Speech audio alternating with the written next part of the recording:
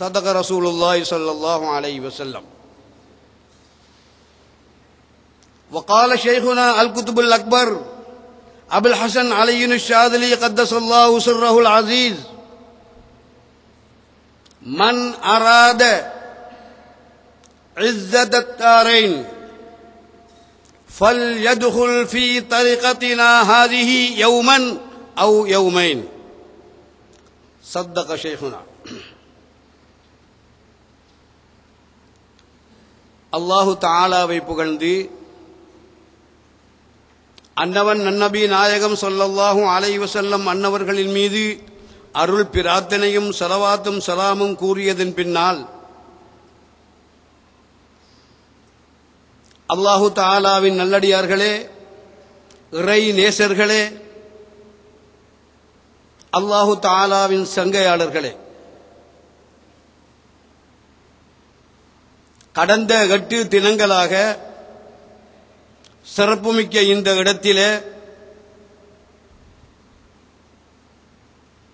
அன்றும் இன்றும் நாம் கொண்டாடி வரக்கூடிய அல் குதுபுல் அக்பர் அபுல் ஹசன் அலி ஷாதிலி கத்தஸல்லாஹு சிர்ரஹுல் அசீஸ் அன்னவர்களின் புகழ் மாலை பாடப்பட்டு அவர்களுடைய கீர்த்திகள் வாசிக்கப்பட்டு இஷாவுக்கு பின்னாலே அவர்களை நேசித்த முஹிப்பீன்களாகிய உங்களுக்கு அவர்களை பற்றிய அவர்கள் பிறந்தது முதல் இறைவனை சேருவதற்கிடையில் அவர்களுடைய வாழ்க்கை வரலாறு எவ்வாறு இருந்தது என்பதை கடந்த 8 நாட்களும் 8 தகுந்த உலமாக்களினால், சிறப்புக்குரிய உலமாக்களினால் எமக்கு கூறி வைக்கப்பட்டது. இன்று 9வது தினத்திலே அல் குதுபுல் அக்பர் அபுல் ஹசன் அலி ஷாதிலி கத்தஸல்லாஹு சிர்ரஹுல் அசீஸ்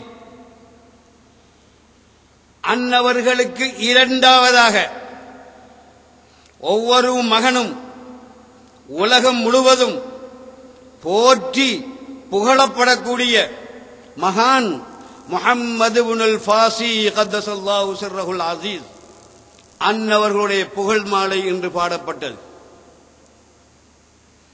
கடந்த காலங்களிலே அல் குதுபுல் அக்பர் அபுல் ஹசன் அலி ஷாதிலி கத்தஸல்லாஹு சிர்ரஹுல் அசீஸ் அன்னவர்களுடைய கீர்த்திகளை உங்களுக்கு வாசித்து கூறப்பட்டதுடன் இடையிடையே எங்கள் பாசி நாயகம் அவர்களுடைய கீர்த்திகளையும் நிலைகளையும் ஆங்காங்கு பேசியவர்கள் புட்டு வைத்தார்கள், அள்ளி வைத்தார்கள்.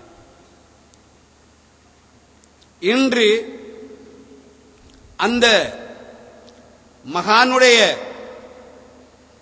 மனாகிபு ஓதப்பட்டது. இந்த மனாகிபை நீங்கள் ஒவ்வொருவரும் பார்த்திருப்பீர்கள். இந்த மனாகிபிலே ஹாதிஹில் மனாகிபு அல் முஸம்மாத்து தல்ஈனுல் கல்பில் காசி பிமனாகிபி குதுபி முஹம்மதினில் ஃபாசி என்ற பெயரை இந்த மௌலிதுக்கு பெயர் குறிப்பிட்டிருக்கின்றார்கள். என்றால் தல்ஈனுல் கல்பில் காசி, வண்ணஞ்சம் பிடிச்சவனுடைய கல்பை, அல்லாஹ்வை பற்றிய சிந்தனை இல்லாதவனுடைய கல்பை இலங்க வைக்கக்கூடிய ஒரு கிதாபு. எதை கொண்டு? பிமனாகிபி குதுபில் முஹம்மதினில் ஃபாசி, முஹம்மதுல் ஃபாசி கத்தஸல்லாஹு சிர்ரஹுல் அசீஸ் அன்னவர்களுடைய வரலாறை படித்து அவருடைய கீர்த்திகளை வாசித்து தனது கல்பை இலங்குகின்றதே. தல்கீன் என்றால் இலங்கச் செய்யக்கூடிய ஒரு மனாகிபு என்பதை இந்த மனாகிபுக்கு பேரு வைத்து எங்களுக்கு தந்திருக்கின்றார்கள். இதிலே என்ன சொல்லப்படுகின்றது? எதற்காக வேண்டி இதை கோர்வை செய்தார்கள்? என்பனவற்றையெல்லாம் இன்ஷா அல்லாஹ் எனது பேச்சுடைய நடையிலே உங்களுக்கு வழங்க வரும். ஆரம்பமாக நான் உங்களிடம் மிக பணிவாக கேட்டுக்கொள்கின்றேன், தயவு செய்து உங்களுடைய சிந்தனைகளை எனது பேச்சின் கூடாக ஆக்கிக் கொள்ள வேணும் என்பதை மிக அன்பாக நான் கேட்டுக்கொள்கின்றேன். நான் இந்த ஊருக்கு ஒரு புதியவன் அல்ல. கடந்த 30 வருடத்துக்கு முன்பு இந்த ஊரிலே நான்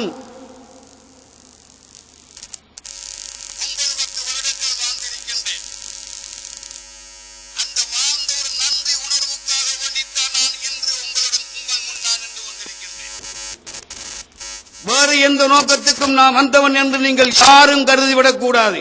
அல்லாஹ் காப்பாற்ற வேண்டும். எனக்கு அந்த நோக்கம் கிடையாது. என்னுடைய பணியை செய்வதுதான் என்னுடைய நோக்கம்.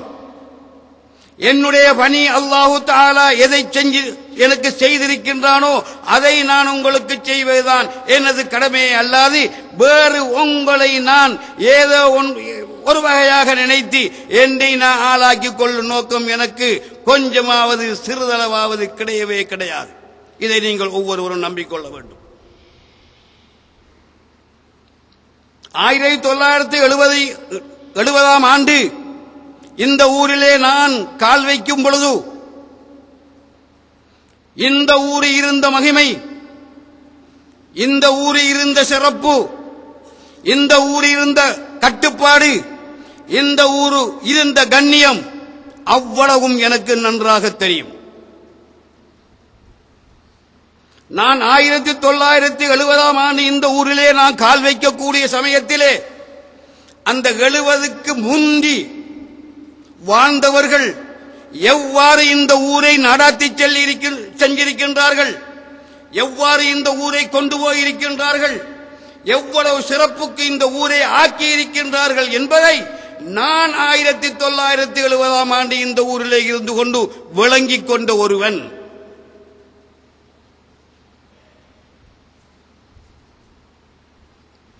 இன்று எனது பார்வைக்கு மக்களுடைய நடைமுறைகளை கவனிக்கக்கூடிய சமயத்தில் 70 ஆண்டு இருந்த ஒரு செழிப்பு, ஒரு சிறப்பு, ஒரு கண்ணியம் குறைந்த நிலையில் காணக்கூடியதாக இருக்கின்றது. அது எனக்கு பெரும் மனம் வேதனையை தந்து கொண்டிருக்கின்றது. 1970 ஆண்டு நான் இங்கே இருக்கும் பொழுது இந்த ஊர் ஒருவருடைய கட்டுப்பாட்டுக்குள் இருந்தது. மக்கள் அத்தனை பேரும் அவருடைய கட்டுப்பாட்டுக்குள் ஆளாகினார்கள். அவர் சொல்வதை செய்தார்கள், அவர் வேண்டாம் என்றதை விட்டார்கள். சுப்ஹானல்லாஹ், என்ன ஒற்றுமை இருந்தது இந்த ஊரிலே அன்று. இன்று உங்களது வீட்டுக்குள்ளேயே எவ்வளவோ எத்தனையோ பிரச்சனைகளை நீங்கள் வைத்துக் கொண்டிருக்கின்றீர்கள். ஒரு வீட்டில் 5 பேர் இருந்தால் 5 பேரும் 5 ரீதியிலே வாழக்கூடியவர்களாக இருந்து கொண்டிருக்கின்றீர்கள். இப்படி இருக்கும் பொழுது எங்கே உங்களுக்கு இடையிலே ஒற்றுமை வரப்போகின்றது என்பதை நன்றாக சிந்தனை செய்து பாருங்கள். அன்று சிந்தனை உள்ளவர்கள் வாழ்ந்தார்கள். சிந்தனை உள்ளவர்கள் வாழ்ந்த காரணத்தினாலேதான் இந்த ஊரு மிக மிக மரியாதையாக, மிக மிக செழிப்பாக, மிக மிக கௌரவமாக இந்த ஊர் இருந்தது. உதாரணத்துக்கு ஒன்று சொல்லுவார்கள். இலங்கையிலே, அகில இலங்கையிலே இருக்கக்கூடிய பள்ளிவாசல்களில் சீனங்கோட்டை மக்களுடைய பணம் இல்லாத பள்ளி எங்கும் இல்லை என்று சொல்லுவார்கள். நன்றாக நீங்கள் சிந்தனை செய்ய வேண்டும். நன்றாக நீங்கள் ஒவ்வொருவரும் சீர்தூக்கி பார்க்க வேண்டும். அகில இலங்கையிலே இருக்கக்கூடிய பள்ளி வாயிலுக்கு எங்களுடைய கையினாலே அள்ளி வழங்கக்கூடிய பாக்கியம் அன்று இருந்தால் ஏன் இன்று இல்லை? வமா லலம்னாஹும் வலாக்கின் கானு அன்புசஹும் யظலிமூன். அல்லாஹ் சொல்றான்,